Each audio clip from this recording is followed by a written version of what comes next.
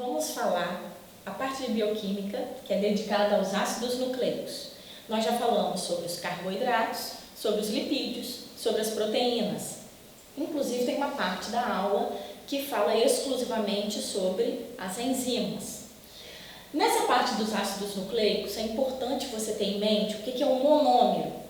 Recapitulando, o monômero de um carboidrato é a glicose, o monômero de uma proteína é o aminoácido, o monômero dos lipídios são duas moléculas, os ácidos graxos e os gliceróis. O monômero de um ácido nucleico é um nucleotídeo. O que é isso? O que é um nucleotídeo? O que são os nucleotídeos?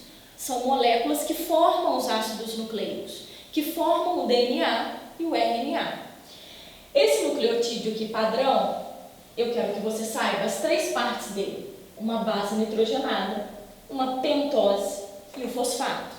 Aqui estão as bases nitrogenadas: adenina, guanina, citosina, timina e uracila.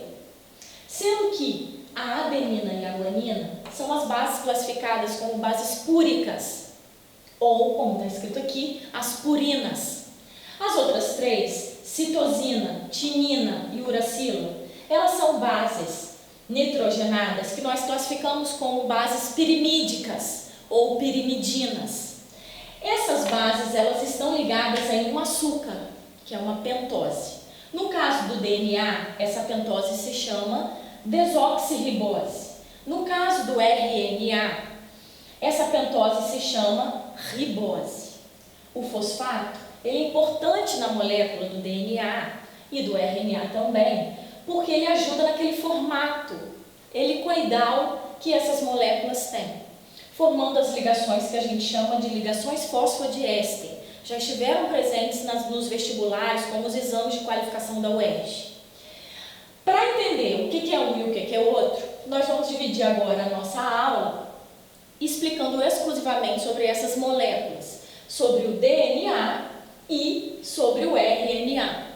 O DNA, ou ADN, é o ácido desoxirribonucleico. Ele é uma molécula que é bastante grande, que é formado por uma dupla hélice e é uma molécula que consegue se replicar. Alguns alunos me perguntam, mas Meire, essa molécula é viva?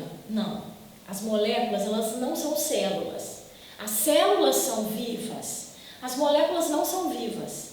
Mas essa molécula ela tem um poder que as outras não têm. Ela é capaz de se autorreplicar. Uma molécula de DNA ela vai se abrir e vai pescar de dentro do próprio núcleo da célula outras bases nitrogenadas complementares para formar uma nova molécula de DNA. Ela mantém uma fita molde e forma uma nova fita complementar. Esse processo é o processo que a gente chama de autorreplicação semiconservativa.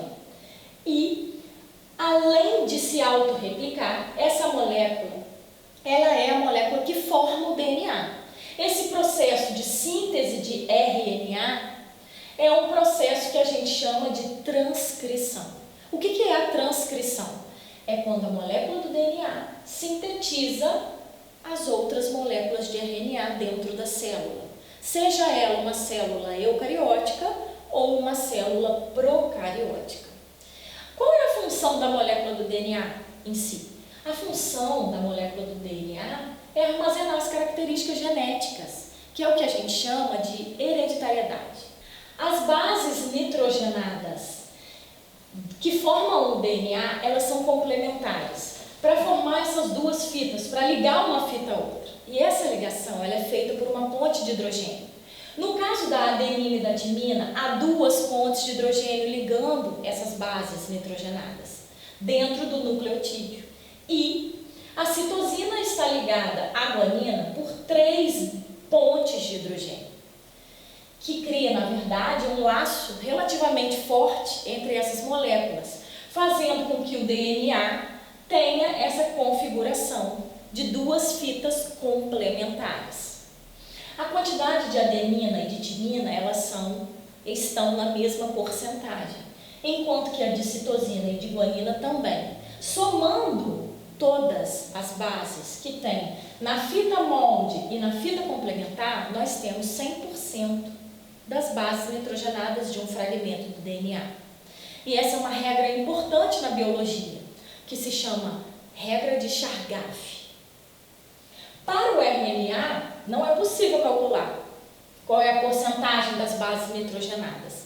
Por quê? Porque o RNA, ou ARN, que é o ácido ribonucleico, ele tem uma fita simples, uma única fita de nucleotídeos. Existe, é claro, na natureza, algumas partículas infectantes que nós chamamos de vírus.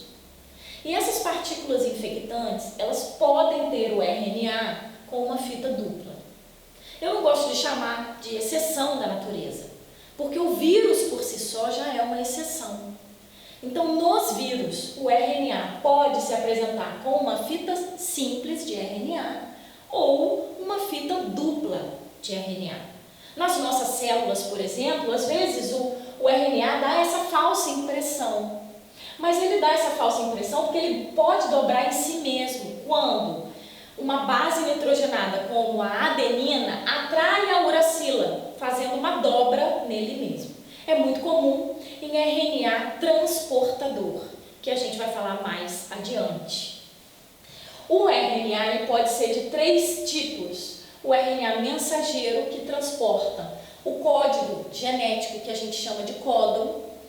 O RNA transportador, que vai transportar a mensagem, que vai ajudar esse código a virar um aminoácido. E o RNA ribossomial, que forma uma subunidade do ribossomo.